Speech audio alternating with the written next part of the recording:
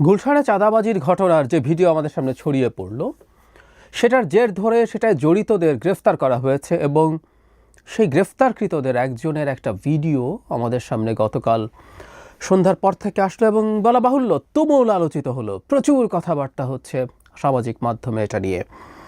কিছু কথা বলা দরকার এবং এখানে অত্যন্ত বিস্ফোরক একটি দাবি আছে। সেটা হচ্ছে তার চাঁদাবাজি বা আরও চাঁদাবাজির নেতৃত্ব একজন উপদেষ্টা দেন, জনাব আসিফ মাহমুদ। খুব স্পষ্টভাবেই তার নাম ধরে তাকে অভিযুক্ত করা হয়েছে। মানে জনাব আসিফ মাহমুদের নাম নানান রকম ইস্যুতে আমাদের সামনে এসে হাজির হচ্ছে এবং এই হাজির হওয়াটা নিয়ে সরকারের কোনো ভ্রুক্ষেপ আমরা দেখি না এবং আমরা বলে রাখতেই পারি এবারও সরকারের বা প্রধান উপদেষ্টার সিদ্ধান্ত তো মূলত তার কোনো ভ্রুক্ষেপ আমরা আসলে দেখব না। কেন বলছি, তার আগে আমি ধারণা করি অনেকে এই ভিডিওটা দেখেছেন, যারা দেখেননি তারা ভিডিওটা একটু দেখে নেবেন। মোটামুটি দীর্ঘ একটা ভিডিও, 30 মিনিটের বেশি। সেখানে জানে আলম অপু নামে এই ভদ্রলোক একটানা কথা বলে যান, অনেক কিছু বলেন, কি প্রেক্ষাপটে কি পরিস্থিতিতে, এগুলো তার ভার্সন, এটা ইম্পর্টেন্ট। আরও কিছু গুরুত্বপূর্ণ প্রশ্ন আছে, এগুলো একটু করে রাখা দরকার, করব সেগুলো। কি প্রেক্ষাপটে কিভাবে তিনি এই চক্রের সাথে জড়িয়েছেন, কেন তিনি গেলেন, তার ইচ্ছের বিরুদ্ধে, মানে অনেক ক্ষেত্রেই তিনি এটা দাবি করার চেষ্টা করছেন নিজের খানিকটা লোভ হয়ে গেছিলো, সেটাও যেমন বলেন। একই সাথে তিনি নিজকে অনেকটা সেভ করার চেষ্টা করেন। তিনি একটা পর্যায়ে অন্যদের সাথে বিট্রে করতে চান বলেই তিনি সমস্যায় পড়েছেন বলে দাবি তার। এর পক্ষে নানান রকম কথাবার্তা তিনি বলেছেন। যেমন একটা যুক্তি এরকম দিয়েছেন যে রিমান্ডে না নিতেই রীতিমতো প্রথম গ্রেফতার হওয়ার পরে তার সাথে আরেকজন যিনি ছিলেন, রিয়াদ সম্ভবত নাম, তিনি থানাতেই তার নাম বলে দেন এবং চুরির টাকায়, মানে সেই চাঁদাবাজির টাকায় তাকে বাইক কিনে দেওয়া হয়। অবশ্য তিনি সেই বাইক তো রীতিমতো নিয়ে ঘুরে বেরিয়েছেন। যাই হোক, তিনি তার নিজকে এক ধরনের নির্দোষ প্রমাণ করার চেষ্টা করেন তার এই ভিডিওতে। কিন্তু কতগুলো প্রশ্ন আমাদের একটু করে রাখা দরকার আছে। এই ভিডিওটাকে খুব সহজভাবে বা খুব সাধারণভাবে দেখা উচিত হবে না। প্রশ্ন হচ্ছে, এই ভিডিওটা কে কোথায় কখন করলো? ভিডিওটা শুরুতে এটার একটা বক্তব্য আছে। জনাব অপু গ্রেফতার হওয়ার আগে এরকম ভিডিও রেকর্ড করে তার এক বন্ধুর কাছে দিয়ে রাখেন বলে আলাপ আছে এবং বলা হয় বন্ধু এই ভিডিওটা পাবলিশ করেনি। পাবলিশ তো ফাইনালি হলো, এটা কে করলো, কিভাবে করলো, সেই আলোচনা থাকবে, সেই প্রশ্ন থাকবে।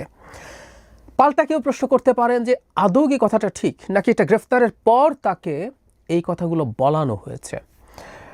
আমরা এই ধরনের একটা প্রবণতা আগে দেখেছি, আমাদের খুব বেশি দূরে যেতে হবে না, 1/11 সময় এই ধরনের ঘটনা ঘটেছে।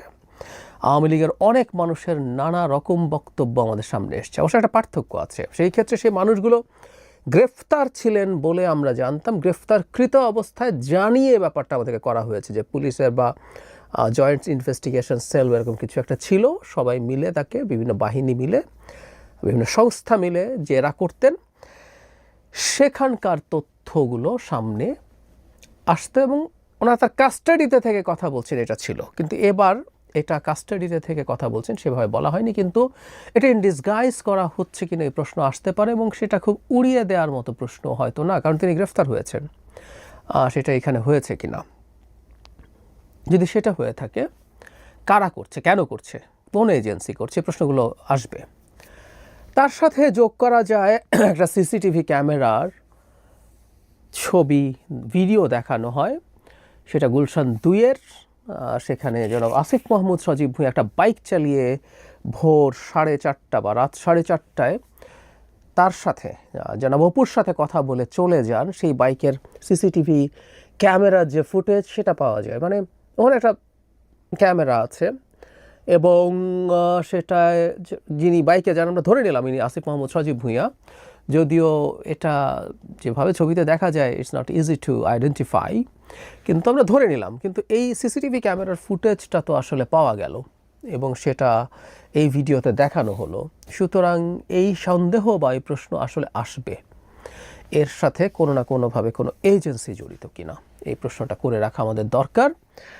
এখন সেই ধরনের পরিস্থিতি যদি হয় সেগুলো নিয়ে প্রশ্ন তোলা উচিত, কিন্তু একটা কথা মনে রাখা দরকার, সেটা হচ্ছে রাষ্ট্রীয় গোয়েন্দা সংস্থা, রাষ্ট্রের উপদেষ্টারা কে কী করছেন তার প্রতি নজরদারিও তো রাখার কথা। প্রশ্ন হচ্ছে এই জিনিসগুলো এখন এভাবে পাবলিক হওয়ার ঠিক হচ্ছে কিনা সেটা প্রশ্ন, কিন্তু তারা রাষ্ট্রীয় নিরাপত্তা এবং রাষ্ট্রের এই উঁচু পদে থাকা মানুষজনেরকেও নজরদারিতে থাকার কথা আমি নিশ্চিত নই, কিন্তু আমি ধারণা করি সেটা আছে। এখন প্রশ্ন হচ্ছে এই ব্যাপারটাকে আমরা ঠিক কীভাবে নেব। জনাব অপু যখন এই মন্তব্য করছেন, যিনি একটা অপরাধের সাথে জড়িত এবং তিনি ধাপে ধাপে বলছেন কিভাবে এটা তিনি ভাবেননি, কত টাকা ভাবছেন সামান্য চা বিস্কুটের চা পানির টাকা দেবে, তারপর সেটা 10 লাখ টাকা গেল, তারপর সেটা 1 কোটি চাওয়া হলো, 50 লাখ হলো, এবং তার সাথে রিয়াদ সম্পর্কে বলা হয় যে তিনি খুবই ক্লোজ এবং রিয়াদের অনেক ছবি বিভিন্ন জনের সাথে দেখিয়ে, মানে যারা ওপরে এই যুক্তিটা ভুল না, সেটা হচ্ছে পাশে দাঁড়িয়ে ছবি তোলা এক কথা, কিন্তু খুবই ক্লোজ ভঙ্গিতে অনেকের সাথে ছবি থাকা ইন্ডিকেট করে। তিনি বলছেন শুধুমাত্র জনাব আসিফ মাহমুদ না, আর আরও অনেকের সাথে, ইনফ্যাক্ট যাদের সাথে ছবি দেখান থেকে প্রত্যেককে আমরা চিনি, খুবই গুরুত্বপূর্ণ মানুষজন, খুবই পরিচিত মানুষজন, এদের সবার সাথেই তার ভালো সম্পর্ক আছে। এবং তিনি আরেকজন নেতাকে খুব স্পষ্টভাবে নাম উচ্চারণ করেন, যারা হান্নান মাসুদ, চাঁদাবাজি বা এই ধরনের ঘটনায় গ্রেফতারকৃতদের ছাড়াতে থানায় যান, তিনি এটাকেও এই ধরনের সিন্ডিকেটের মতো দেখান, তার অংশ বলে দাবি করেন। এই বিতর্কটা আছে এবং এই বিতর্কটার বাইরে এসে এখন যেটা ধারণা, মানে আমাদের আলাপ করতে হবে জনাব আসিফ মাহমুদের ব্যাপারে সরকারের আসলে কি করা দরকার। আমরা ধরে নিলাম কোনো একটা এজেন্সি কাজগুলো করেছে এবং এই কাজটা করার নৈতিকতা প্রশ্নবিদ্ধ, কেউ এটাকে অনৈতিকও বলতে পারেন, আমরা সরিয়ে রাখলাম, কিন্তু এই অভিযোগগুলো তার বিরুদ্ধে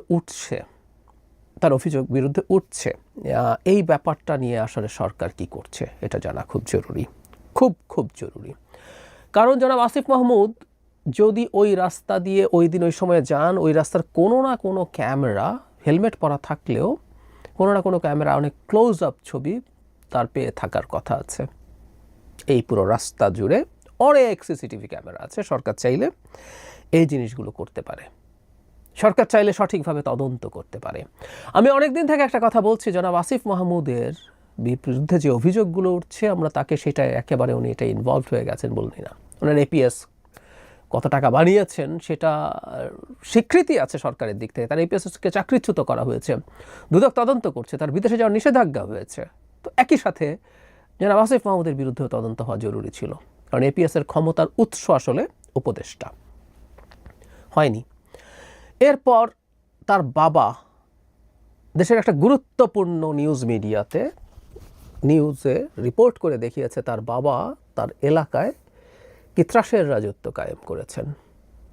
তিনি কি করছেন, কিভাবে করছেন, এটাও বিতর্কিত করার চেষ্টা করা হলো যে এটা যেহেতু জনাব ইশরাকের মালিকানার চ্যানেল, ইশরাক হোসেন, যার সাথে ঢাকা দক্ষিণের মেয়র হওয়া নিয়ে এলজিআরডি উপদেষ্টা হিসেবে জনাব আসিফ মাহমুদের ক্ল্যাশ হয়েছে, তাই তারা শত্রুতামূলকভাবে এটা করেছে। অথচ ওখানে অন ক্যামেরা পরিচয় দিয়ে মানুষজন কথা বলেছেন। এটাকে এত তুচ্ছ-তাচ্ছিল্য করা খুবই হাস্যকর, খুবই উদ্ভট। এটা আমরা হয়তো হতে পারে জনাব ইশরাকের সাথে সংঘাতের কারণে তিনি এই সাহসটা করেছেন। অনেকে সাহস করছে না। আমি অনেকবার অনেকের সাথে কথা বলে দেখেছি, অনেক মিডিয়ায়, প্রায় সব মিডিয়াতে টকশোর জন্য যাওয়া হয়।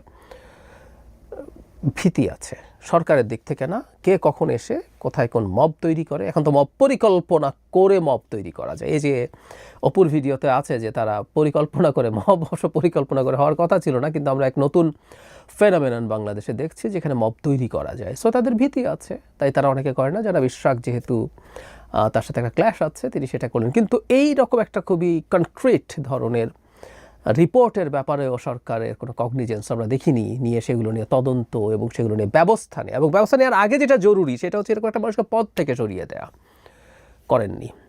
এবারও কিছু হবে টবে না, এটা আমরা বলতে পারি, একদম স্পষ্টভাবে বলতে পারি। ডক্টর ইউনূস কেন যেন সিদ্ধান্ত নিয়েছেন, অবশ্য এমপ্লয়ার, এবং জনাব আসিফ মাহমুদ নিজে তার ইন্টারভিউতে বলেছেন, যে ইন্টারভিউতে তিনি সেনাপ্রধানকে নিয়ে অনেক কথা বলেছেন, যিনি ডক্টর ইউনূসকে নিতেই চাননি, ঘন্টার পর ঘন্টা আলাপ করেছেন, শেষে বুকে পাথর চাপা দিয়ে তাকে মেনে নিয়েছিলেন। মানে একটা উপদেষ্টার চেয়ারে বসে এসব ফাজলামও বাংলাদেশেই সম্ভব। এই ফাজলামোগুলো হয়েছে এবং এখানে তিনি বহাল তবিয়ত উপদেষ্টা পদে আছেন। কথাগুলো সত্য হলেও তর্কের খাতিরে ধরে নিলাম। এগুলো কেন করা হয়, ওই সময় করা ঠিক আছে কিনা, এগুলো না বোঝার কোনো কারণ প্রফেসর ইউনূসের ছিল না, তা আমি মানি না। যাই হোক, এগুলো ছিল, তাকে সরিয়ে রাখা দরকার ছিল, সরিয়ে ফেলা দরকার ছিল, সরিয়ে ফেলে তদন্ত করা দরকার ছিল। কেউ কেউ বলেন তিনি নির্বাচন করবেন, তাই এখন তার বিরুদ্ধে শত্রুতা তৈরি হয়েছে। উনি একটা ইন্টারভিউতে জনাব খালেদ মহিউদ্দিনের সাথে নির্বাচনে যাওয়ার কথা বলেছেন এবং সেই নির্বাচন তিনি নিশ্চিত নন এনসিপি হতে যাবেন নাকি স্বতন্ত্র যাবেন, কিন্তু নির্বাচনে যাবেন, গেলে তার আগে তিনি পদত্যাগ করে যাবেন। বহুবার বলেছি এই পদত্যাগ করে যাবেন এটাও বাজে কথা, বাজে জিনিস, এটা হওয়া উচিত ছিল না কোনোভাবেই। ওই তর্কে এখন আর ঢুকছি না। তো সেটার কারণেই কি এটা কেউ বলতে পারেন, কিন্তু প্রত্যেকটা জিনিসকে গা থেকে সরিয়ে ফেলার প্রবণতা ভালো না। সব শুধু চক্রান্ত, সব শুধু সুনাম নষ্ট করার চেষ্টা। আমরা প্রচুর খোঁজ খবর পাই, তথ্য পাই। আবারও বলছি, এগুলো মেইন স্ট্রিমে আসে না বলে কথা বলি না, এগুলো সব মিথ্যা না, এগুলো সব মিথ্যা না। কি ঘটে, কি ঘটছে, কারা নেতৃত্ব দিচ্ছে, কিভাবে নেতৃত্ব দিচ্ছে, এগুলো জানা যায়। অনেক আগে বৈষম্য বিরোধী ছাত্র আন্দোলন যখন এই এনসিপি তৈরিও হয়নি, তখন যখন নানান অনিয়মে জড়িত আছে, তদবির এটা সেটায়, এই বৈষম্য বিরোধী পরিচালিত হয় হেয়ার রোড থেকে, মামা ফাতেমা বলেছেন, একাধিকবার বলেছেন, আমরা জানিও, জানতামও। ফলে জনাব আসিফ মাহমুদকে এগুলোর দায়ভার নিতে হবে। আবারও বলছি, এটার সাথে তিনি জড়িত আছেন সেটা আমরা কনক্রিটলি বলবো না, কিন্তু একটা জেনুইন সুষ্ঠু তদন্ত হওয়া জরুরি এবং সেই তদন্তের স্বার্থেই তার এখানে ক্ষমতা থেকে সরে যাওয়া দরকার। এমনিতেই তিনি আর খুব বেশি দিন থাকার হয়তো কথা না, নির্বাচন করবেন, নির্বাচন করার জন্য সরকার থেকে বেরিয়ে যাবেন। যে নিশ্চয়ই তফসিলের কয়েকদিন আগ পর্যন্ত তা না, অবশ্য কেউ বলতে পারেন যদি তিনি করাপ্ট হন, প্রতিটা দিন মানেই বহু টাকার ব্যাপার, তাহলে যত দিন পর্যন্ত থাকা যায় ততদিন হয়তো সুবিধা, হয়তো সেই চেষ্টা তিনি করবেন। কিন্তু আমি বারবার একটা প্রশ্ন করছি, ডক্টর ইউনূস কেন এই বদনামের ভাগিদার হচ্ছেন? আসিফ মাহমুদ ফোন করেছেন, তারা চাকরিদাতা, এই জন্য। এই অন্ধত্বগুলো ভালো না, এই অন্ধত্বগুলো ভালো না, খুবই খারাপ। বিশেষ করে খুবই টার্ময়েলের টাইমে একটা জাতির কাণ্ডারে যিনি, জাতির হাল, ঝঞ্ঝা বিক্ষুব্ধ একটা জাহাজে যিনি হাল ধরেছেন, সেই মানুষটা এরকম হওয়া উচিত না। কিন্তু তাকে আমরা সোফার যা দেখলাম, আসিফ মাহমুদ সজীব ভুঁইয়া বহাল তবিয়তেই থাকবেন, এটা নিয়ে আমি একেবারেই নিশ্চিত।